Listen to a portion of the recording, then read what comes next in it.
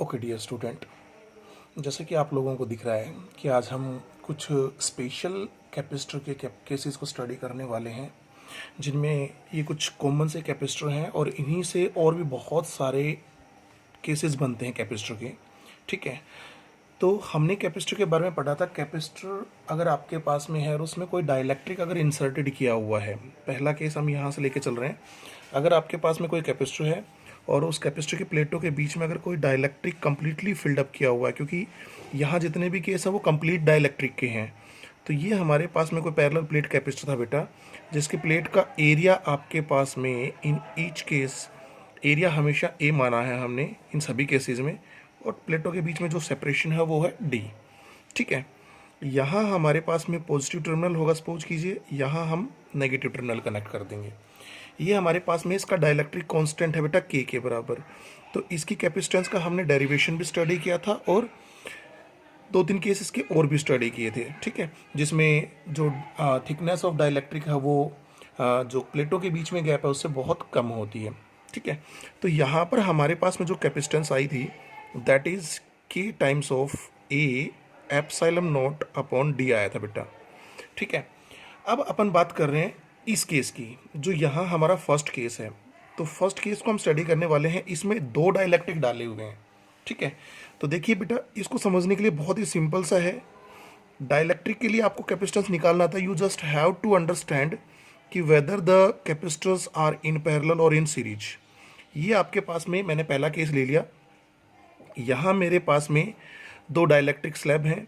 ठीक है, यहाँ का जो आपके पास में एरिया, इस साइड का जो एरिया बचेगा प्लेट का वो बचेगा बेटा a/2 के बराबर, और यहाँ पर भी जो एरिया बचेगा इस साइड वाली प्लेट का वो a/2 बचेगा। जो प्लेटों के बीच में सेपरेशन है बेटा वो आपका d ही रहेगा। यहाँ डाइलेक्ट्रिक कांस्टेंट k1 डाला हुआ था बेटा, यहाँ k2 डाला हुआ था। ठीक है, अगर मैं मानता हूँ कि अगर मैंने इसको किसी सोर्स से कनेक्ट किया हुआ है, ठीक है ना, तो यहाँ पर आपके पास में बैटरी का जो पोटेंशियल होगा वो V होगा और इस टर्मिनल के ऊपर पोटेंशियल होगा वो 0 होगा। तो देखने वाली बात क्या है कि जो आपका पहला कैपेसिटर बन रहा है बेटा, पहला कैपेसिटर आपका ये वाला बन रहा है। ठीक है ना, late it's capacitance B C1, और दूसरा कैपेसिटर बेटा आपके पास में ये बन रहा है जिसकी कैपेसिटेंस हम मान लेंगे C2 के बराबर बेटा। ठीक है, तो अब ये देखना है कि दो कैपेसिटर बन जाएंगे हमारे पास में, नो डाउट। पहला जो कैपेसिटर बनेगा बेटा, फॉर्मूला यही लगाना है, जो चीज़ें बदली हैं सिर्फ उनको देखना है। तो C1 के लिए आपका K बदल गया बेटा, K1 हो जाएगा। एरिया अब इस कैपेसिटर की प्लेट का सिर्फ बेटा a/2 बचा है, तो यह आ जाएगा a और डिवाइडेड बाई 2, और एप्सिलॉन नोट हम ऊपर लगाते ही हैं। अच्छा, d भी आपके पास में वही है तो d भी बेटा वही रह जाएगा। पहला कैपेसिटेंस ये हो गया। ठीक है, दूसरे कैपेसिटर की कैपेसिटेंस हम निकाल रहे हैं C2, दैट इज बेटा क्या बदला यहाँ पे K2, एरिया वही रहा आपका a/2, तो यहाँ लिख देंगे हम 2 ऑफ d। ये 2 बेटा a/2 का 2 है। ठीक है ना, ये आपके पास में कैपेसिटेंस आ गई, दो कैपेसिटेंस हमारे पास में आ गई। अब हमें ये देखना है कि दोनों कैपेसिटर सीरीज में हैं कि पैरेलल में हैं। तो देखिए बेटा, इस प्लेट का पोटेंशियल यहाँ पर क्या है, इस प्लेट का पोटेंशियल यहाँ V है, तो दूसरे वाले कैपेसिटर का भी पोटेंशियल यहाँ पे क्या होगा, V है। इस प्लेट का, नीचे वाली प्लेट का यहाँ पोटेंशियल क्या है, 0, और यहाँ भी पोटेंशियल क्या है, 0। यानी कि ऊपर वाले दोनों प्लेटें सेम पोटेंशियल पे हैं, नीचे वाली दोनों प्लेटें सेम पोटेंशियल पे हैं। और अगर कैपेसिटर में पोटेंशियल सेम रहता है तो इसका मतलब वो किस में रहेंगे बेटा, पैरेलल में। मतलब ये दोनों कैपेसिटर आपके पास में आए बेटा किसमें, पैरेलल में। ठीक है, और पैरेलल में C इक्विवेलेंट निकालने का हमारे पास में फॉर्मूला क्या होता है बेटा, C1 प्लस C2, और यहाँ से हमारे पास में बेटा C इक्विवेलेंट किसके बराबर आएगा बेटा, C इक्विवेलेंट हमारे पास में आ जाएगा जो ये वैल्यू है C1 और C2 की। C1 की वैल्यू आप यहाँ से यहाँ सब्स्टिट्यूट कर दीजिए और C2 की वैल्यू यहाँ सब्स्टिट्यूट कर दीजिए बेटा। तो कॉमन जो है मैं पहले निकाल रहा हूँ, कॉमन आ जाएगा बेटा ऊपर से a एप्सिलॉन नॉट और अपॉन 2d। ठीक है, और अंदर बच जाएगा बेटा आपके पास में K1 plus K2। This is your equivalent capacitance. ठीक है, ये आपकी इक्विवेलेंट कैपेसिटेंस आ गई इस सिस्टम की। ठीक है, चलिए सेकंड केस लेते हैं। सेकंड वाला जो हमारे पास में है बेटा उसको जरा स्टडी करके देखते हैं। ये जो हमारा सेकंड वाला है, अब हम इस केस को उठा रहे हैं। ठीक है, सेकंड वाला केस हमारे पास में बेटा कौन सा है, ये वाला केस है। इसमें 3 डाइलेक्ट्रिक डाले हुए बेटा, एक डाइलेक्ट्रिक आपके पास में जिसका डाइलेक्ट्रिक कांस्टेंट K1 है, दूसरे का K2 है और तीसरे का K3 है। ठीक है ना, अंडरस्टैंडिंग और कंसेप्ट हमारा बेटा वही रहना है, हमें कंसेप्ट में कोई परिवर्तन नहीं लाना है। तो लेट्स सी कि बेटा आपके पास में ये प्लेट हो गई, एक एक ये प्लेट हो गई, प्लेट का एरिया ए ही है बेटा। यहाँ हमने क्या कर दिया, इस गैप में यानी कि a/2 जो गैप है इसमें हमने डाइलेक्ट्रिक डाल दिया K1 का, ठीक है। और यहाँ हमने जो बाकी का बचा हुआ a/2 गैप है बेटा इसका, ठीक है ना, इस बाकी के बचे हुए a/2 एरिया में हमने दो डाइलेक्ट्रिक स्लैब इंसर्ट कर दी जिनका डाइलेक्ट्रिक कांस्टेंट बेटा K1 और K3, K2 और K3 है, सॉरी, ठीक है। यहाँ हम बैटरी अप्लाई करेंगे बेटा, इस प्लेट पे पॉजिटिव यानी कि यहाँ पोटेंशियल V होगा तो इस प्लेट का भी पोटेंशियल V होगा। यहाँ हम बैटरी का नेगेटिव टर्मिनल करेंगे तो यहाँ जीरो पोटेंशियल मान रहा हूँ, तो बेटा यहाँ पर भी जीरो होगा और यहाँ पर भी जीरो होगा, ठीक है। अब देखने वाली बात क्या है बेटा, देखने वाली बात ये है कि इस पूरे कैपेसिटर का, देखिएगा, इस पूरे कैपेसिटर का जो K1 डाइलेक्ट्रिक की वजह से बनेगा और इस पूरे का जो K2 और K3 के कॉम्बिनेशन से बनेगा, उनका पोटेंशियल डिफरेंस सेम है बेटा, V-0, और इन दोनों का मिला के V-0, ठीक है। तो इसका मतलब ये और इन दोनों का जो टोटल कॉम्बिनेशन आएगा वो आपस में होंगे बेटा पैरेलल में, ठीक है। इतनी बात हमें समझ में आ गई। लेकिन समझने वाली बात यह है कि इसकी कैपेसिटेंस जो C1 आएगी, इसकी जो C2 आएगी और इसकी जो C3 आएगी बेटा, बेटा C2 और C3 के बीच में पोटेंशियल डिफरेंस सेम नहीं है। यहाँ कोई भी पोटेंशियल रहा होगा बेटा बीच में, मान लीजिए आपका V1 रहा होगा, तो इन दोनों के बीच में पोटेंशियल डिफरेंस आएगा बेटा V-V1, और इनके बीच में आएगा बेटा आपके पास में V1 -0, and which is not equal, वो इक्वल नहीं है। क्यों? क्योंकि ये दोनों डाइलेक्ट्रिक सेम नहीं है, यानी कि बेटा V1 is not equal to V1 -0। क्यों नहीं है बेटा? ये दोनों इक्वल क्यों नहीं है? ये दोनों इसलिए इक्वल नहीं है कि क्योंकि यहाँ K2 है, यहाँ K3 है। अगर यहाँ K2 होता और यहाँ भी K2 होता तो हम कह सकते थे कि जी आपके पास में पोटेंशियल डिफरेंस सेम आएगा, तो फिर हम बात करते कुछ और तरीके से, ठीक है। तो फिलहाल हमारे पास में ये गैप आपका बेटा D/2 है और ये गैप भी आपका D/2 है। तो पहले निकालते हैं हम C1 की वैल्यू को बेटा। C1 आपको सिंपल सा पता है, K1 A/2 और एप्सिलॉन नॉट बेटा, और नीचे आ जाएगा आपके पास में क्या बेटा, 2D। C1 हो गया हमारे पास में। चलिए बेटा C2 और निकालते हैं। C2 हमारे पास में क्या होगा, कितने गैप में बेटा, D/2 में। एरिया कितना बेटा, A/2 है, डाइलेक्ट्रिक K2। तो बेटा ये हो जाएगा K2 एरिया A/2 लिखेंगे, लिख देंगे वो बाद में, और यहाँ आ जाएगा बेटा आपके पास में एप्सिलॉन नॉट, और नीचे आएगा आपके पास में A/2 का 2 और यहाँ आएगा D/2 बेटा, ठीक है। D/2 से D/2 कैंसिल हो जाएगा, तो यहाँ पर आ जाएगा आपके पास में बेटा K2A एप्सिलॉन नॉट और अपॉन D, ठीक है बेटा। और सिमिलरली अगर यहाँ देखेंगे तो A/2 और D/2 में 2 तो कैंसिल हो जाएगा, तो C3 भी बेटा आपके पास में क्या आ जाएगा, C3 भी बेटा आपके पास में आ जाएगा K3A एप्सिलॉन नॉट अपॉन बेटा D। यहाँ तक बातें क्लियर हो गई। अब देखने वाली बात यह है कि ये और ये, वैसे तो हमें सब स्पष्ट नजर आ रहा है कि यहाँ ये और फिर ये दोनों कैपेसिटर किस में जुड़े हुए हैं बेटा, सीरीज में जुड़े हुए हैं, क्योंकि पोटेंशियल डिफरेंस इनका सेम नहीं आया, ठीक है। तो यहाँ पर, और वैसे भी हमें लॉजिकली भी समझ में आ रहा है पॉजिटिव, ठीक है ना, फिर यहाँ नेगेटिव, फिर पॉजिटिव, फिर नेगेटिव, फिर पॉजिटिव और फिर नेगेटिव, ठीक है ना। तो ये आपके पास में जो इन डाइलेक्ट्रिक के अंदर इंड्यूस्ड होगा बेटा, यहाँ नेगेटिव इंड्यूस्ड होगा, यहाँ पॉजिटिव इंड्यूस हो जाएगा डाइलेक्ट्रिक का, यहाँ फिर नेगेटिव, और यहाँ पॉजिटिव, और बाहर ये जो आपका जीरो पोटेंशियल यानी कि नेगेटिव है, ग्राउंडेड कह सकते हो आप उसको, ठीक है। तो ये कन्फर्मली सीरीज में है। तो पहले निकालते हैं अपन इन दोनों का, तो वो 1 जो CS आएगा आपके पास में बेटा, वो सीरीज में क्या होता है, वो होता है 1/C, यहाँ 2 है बेटा और C3 है, ठीक है ना। इसलिए मैंने लिखा, जबकि जनरल फॉर्मूला जो होता है सीरीज का वो आपके पास में होता है 1/CS is equal to 1/C1 plus 1/C2, लेकिन यहाँ पर C1 नहीं ले रहे हैं अपन, ये दोनों सीरीज में है, ठीक है ना। तो यहाँ बेटा आपके पास में क्या हो जाएगा, यहाँ हो जाएगा 1/C2। What is the value of बेटा C2, ये हो जाएगा, अगर इसका रेसिप्रोकल भी ले लीजिए तो ये आ जाएगा D/बाई K2A एप्सिलॉन नॉट। नेक्स्ट वाले में बेटा D/बाई K3A और एप्सिलॉन नॉट, ठीक है बेटा। यहाँ से आपके पास में क्या कॉमन आ रहा है, यहाँ से आपके पास में जो कॉमन आ रहा है उसको बाहर निकाल लीजिएगा, तो बेटा 1 जो CS आपके पास में आएगा बेटा D/A एप्सिलॉन नॉट, और यहाँ आ जाएगा आपके पास में 1/K2 प्लस 1 बेटा K3, ठीक है। एलसीएम ले लेते हैं दोनों का और रेसिप्रोकल भी कर दीजिए, तो आपके पास में बेटा जो सी एस आएगा, मैं डायरेक्ट कर रहा हूँ थोड़ा सा, इन दोनों का एलसीएम आएगा, ऊपर आएगा K2 plus K3 divided by K2 K3, और उल्टा करेंगे तो बेटा आपके पास में आ जाएगा ए epsilon not K2 K3 upon K2 plus K3। ये आपका सी एस आ गया बेटा, यानी कि C2 और C3 का रिजल्टेंट कैपेसिटेंस आ गया। अब हमें देखना है कि ये जो कंप्लीट था बेटा आपके पास में, और ये जो आपके पास में है, ये दोनों तो पैरेलल में है, तो C इक्विवेलेंट आएगा बेटा आपके पास में C1 प्लस CS। तो बेटा C1 का वैल्यू किसके बराबर है, ये रहा हमारा C1 का वैल्यू। तो C1 का वैल्यू आएगा आपके पास में K1 ए एप्सिलॉन नॉट बेटा, ठीक है, और यहाँ आ जाएगा आपके पास में 2D, और जो आपका CS आया है ये आ जाएगा ए epsilon not K2 K3 upon बेटा क्या आएगा K2 प्लस K3। सिंप्लीफाई कर लेंगे इसको, और जो C इक्विवेलेंट हमारे पास में आएगा बेटा that is equal to what.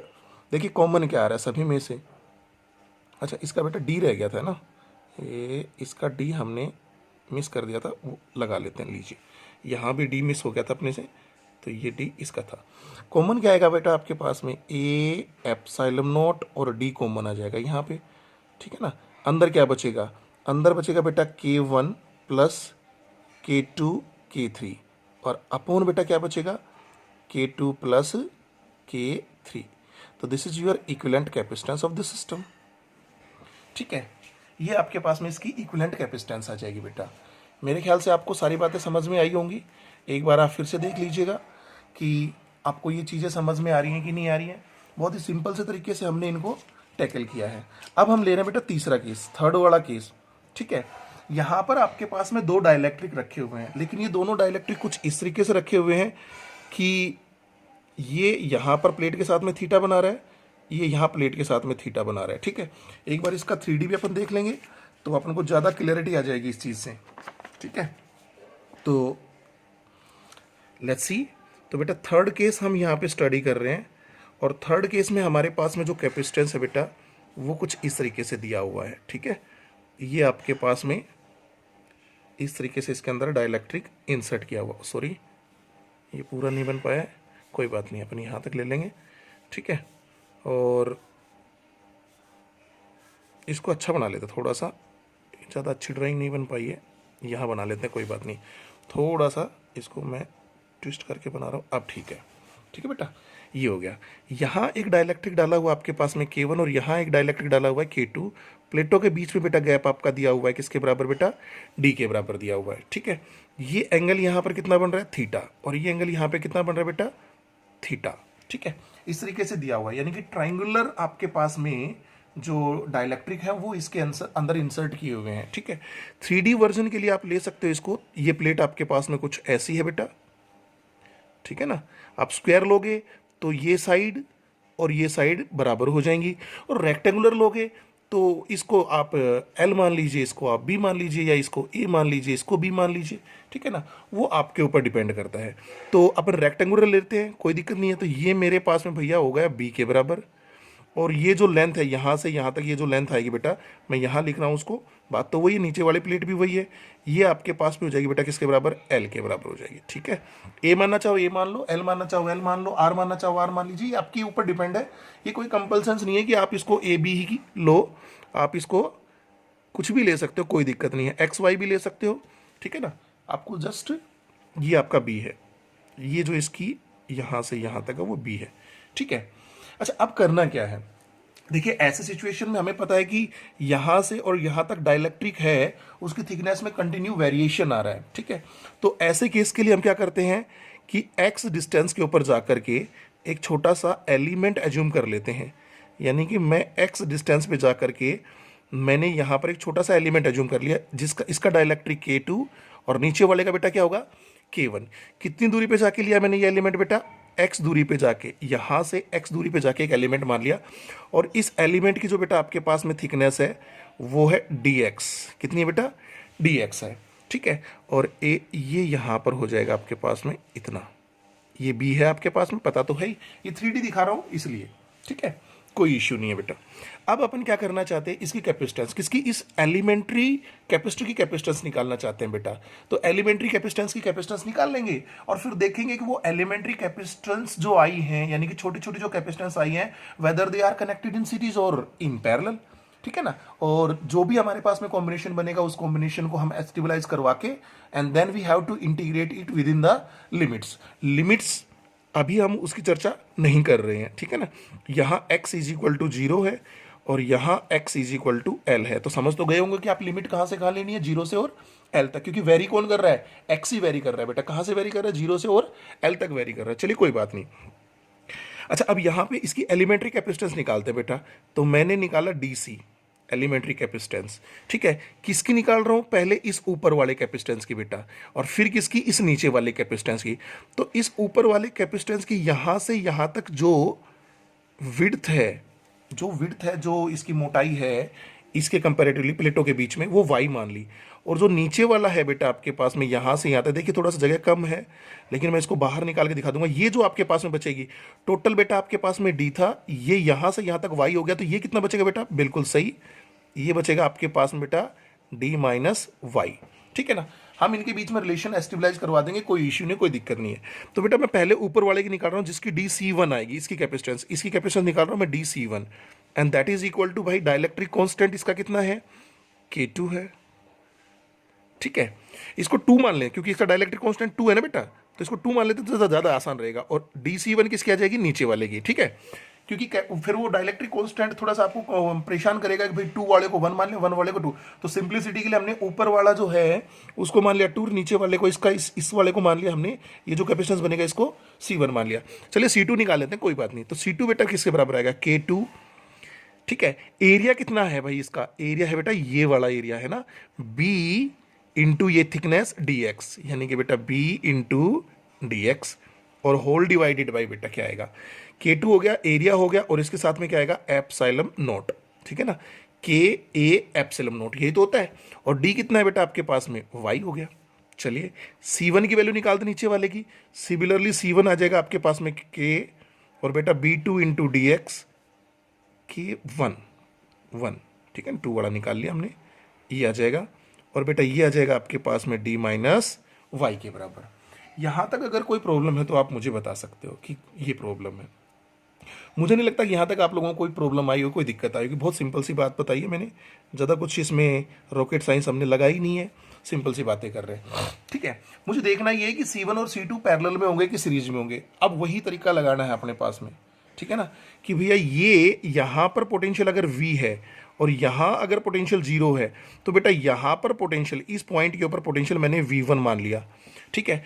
अब V minus V1 is not equal to V1 minus 0। क्यों, क्योंकि ऊपर और नीचे डाइलेक्ट्रिक कांस्टेंट सेम नहीं है, ठीक है।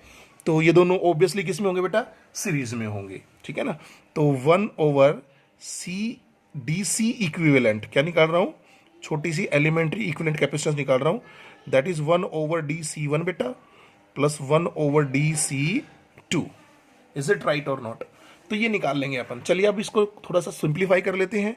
यहाँ से मेरे पास में समस्या क्या है, मेरे पास में वेरिएबल बहुत सारे बढ़ गए हैं बेटा, वेरिएबल x भी हो गया, वेरिएबल मेरे पास में y भी हो गया, तो we have to convert y in terms of x, ठीक है। तो देखिए इस ट्राइंगल को जरा गौर से, ये ट्राइंगल जो आपके पास में बेटा बन रहा है, ये वाला ट्राइंगल, इसका ये जो डिस्टेंस है ये बेटा x है, ये जो x है, और ये कितना है y।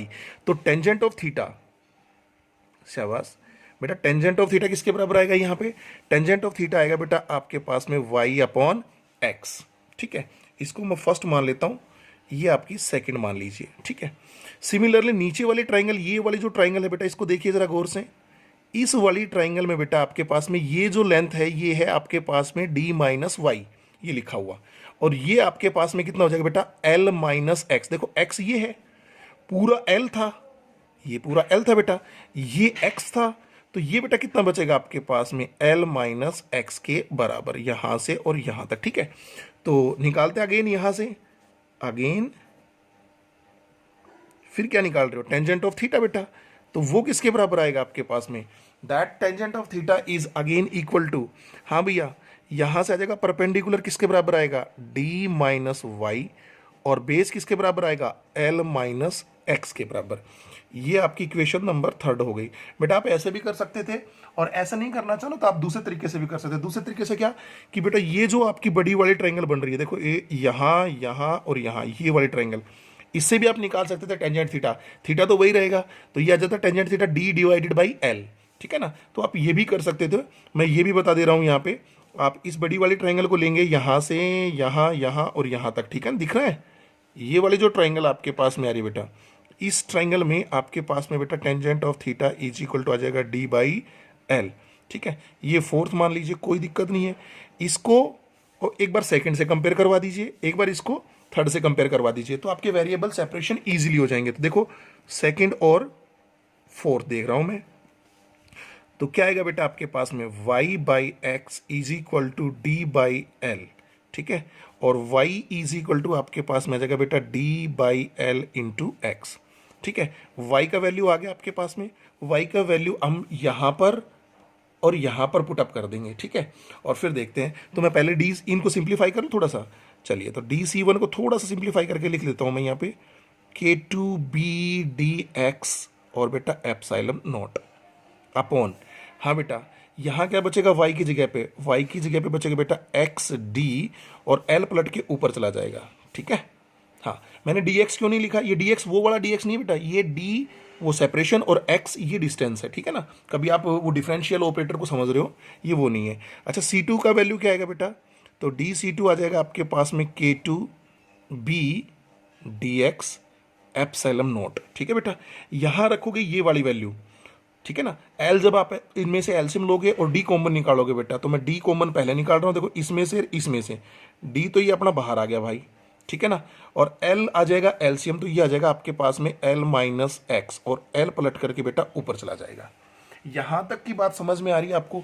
यही बात यहां पर भी आती, अगर आप इन दोनों कंपेयर करवाते हैं टेंजेंट थीटा को, ये दोनों टेंजेंट थीटा थे, इन दोनों कंपेयर करवाते तो यहां से y के लिए सोल्व करते तो भी y का वैल्यू बेटा यही आता, अगर आप फर्स्ट और थर्ड को सोल्व करते तो, ठीक है ना। बाकी आपको जो सिंपल लगे वैसा कर लीजिए, मैंने एक इक्वेशन फालतू बढ़ाई है, बाकी आपकी मर्जी, आप जैसा करना चाहो। ये हो गया बेटा, तो put it the value of dc1, it's dc2 and it's dc1 बेटा, ये 1 था और वो 2 था, ठीक है ना। ये गलती अपन से बार बार हो रही है, क्योंकि पहले अपन ने ऊपर 2 लिख लिया, 1 लिख लेते तो ज़्यादा दिक्कत नहीं आती अपने को, ठीक है। तो ये हमारे पास में बातें आ रही हैं। चलिए, तो अब बेटा यहाँ देखिए 1 DC इक्विवेलेंट किसके बराबर होगा बेटा, तो रखते हैं वैल्यू, और रेसिप्रोकल भी कर ही देता हूँ मैं सीधे सीधा, ठीक है ना। तो बेटा ये आ जाएगा आपके पास में XD, ठीक है ना, और अपॉन आपके पास में बचेगा बेटा K2 और B इंटू एल, भाई ये B था और ये L था, तो B इंटू एल तो बेटा A हो ही जाना है, एरिया ऑफ प्लेट, ठीक है ना। ये A हो गया, ये आपका एप्सिलॉन नॉट आ गया, और यहाँ आ जाएगा बेटा dx, ठीक है। प्लस दूसरे वाले को भी रेसिप्रोकल करके लिख देते हैं, तो रेसिप्रोकल के लिख करके लिखोगे तो बेटा d इंटू एल, ठीक है ना, और माइनस क्या आ जाएगा बेटा आपका x, ठीक है, और होल डिवाइडेड बाई क्या आएगा बेटा आपके पास में k1, ये वही b इंटू एल क्या हो जाएगा आपका a एप्सिलॉन नॉट, और यहाँ dx, ठीक है। अब हमें पता है कि टोटल कैपेसिटेंस निकालने के लिए इंटीग्रेट करना पड़ेगा, तो इंटीग्रेट करने के लिए पहले आप इनको एलसीएम लीजिए, फिर इसका रेसिप्रोकल लेते हैं, ठीक है ना। तो 1/DC equivalent is equal to, यहाँ से बेटा कॉमन जो है वो बाहर निकाल लो पहले ही, तो D बाहर आ जाएगा, A और एप्सिलॉन नॉट बाहर आ जाएगा, ठीक है। अब देखते हैं ज़रा क्या बचेगा, तो यहाँ बचेगा X, एलसीएम क्या आएगा बेटा K1, और dx भी बाहर निकाल लूँ मैं, dx मैं यहाँ निकाल लेता हूँ कॉमन में बाहर, a यहाँ निकाल लेता हूँ, dx भी बाहर आ रहा है ना, ठीक है। तो यहाँ बचेगा बेटा आपके पास में ये बाहर आ गया, ये बाहर आ गया, ये बाहर आ गया, तो यहाँ बचेगा आपके पास में x ऑफ K1 प्लस यहाँ ये और ये सब बाहर हो गया, तो यहाँ बचेगा आपके पास में K2 of L minus x, and whole divided by LCM में क्या आया था बेटा K1 K2, ठीक है। Now you can get the reciprocal of this, तो DC इक्विवेलेंट बेटा आपके पास में क्या आएगा, इसका रेसिप्रोकल ले लेते हैं, ठीक है ना। ये 1/dx था बेटा, इसका जैसे आप रेसिप्रोकल लेंगे तो देखते हैं ज़रा क्या आएगा, थोड़ा सा ये आ जाएगा A epsilon not upon D हो जाएगा बेटा, कोई प्रॉब्लम नहीं है। इसके साथ में यहाँ बेटा K1 और प्लस K2 भी आ जाएगा, ये भी आ गया आपके पास में, ठीक है ना। नीचे आपके पास में क्या बचेगा, इसके नीचे बचेगा बेटा आपके पास में x ऑफ K1, ठीक है ना। और यहाँ इसको खोलेंगे आप तो क्या बचेगा बेटा आपके पास में, प्लस का K2 of L minus K2 of x, is it right, ये बचेगा आपके पास में। और पलट करके ये कहाँ चला जाएगा, आपका dx ऊपर चला जाएगा, इसका रेसिप्रोकल लेते ही आपके पास में कहाँ चला जाएगा, ऊपर चला जाएगा, ठीक है। यहाँ तक आप लोगों को मुझे नहीं लगता कोई प्रॉब्लम होगी, क्लियर है। चलिए तो डी सी इक्विवेलेंट हम निकालते हैं, तो क्या करना पड़ेगा बेटा, इसको लिमिट्स पे इंटीग्रेट कर दीजिए। कहाँ किसका करना है, x का, x इज 0 फ्रॉम l, तो यहाँ आ जाएगा 0 से और l तक, और ये हो जाएगा a epsilon not of K1 K2 upon d बेटा, ठीक है। और यहाँ हो जाएगा आपके पास में, ये आ जाएगा आपके पास में 1 ओवर, इनमें से कॉमन निकाल लेते हैं अपन, ये आ जाएगा आपका K2L, तो आगे यहाँ माइनस आपके पास में हो जाएगा बेटा, बाहर निकाल लिया तो माइनस बाहर निकाल लिया तो माइनस का x बाहर आ जाएगा, तो अंदर क्या बचेगा आपके पास में, अंदर बचेगा आपके पास में K2 माइनस K1, और इसके साथ में आ गया x और इंटू dx, ठीक है।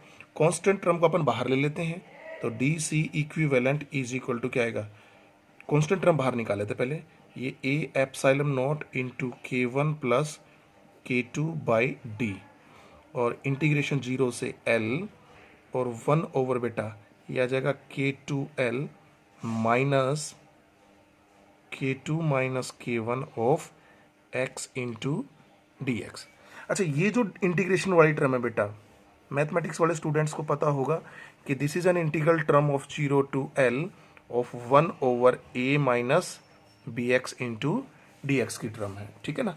तो इसका इंटीग्रेशन क्या होता है, इसका इंटीग्रेशन होता है आपके पास में log of a minus B x और upon minus b, coefficient of x with sine, और यहाँ 0 से और l तक अपनी लिमिट है, ठीक है।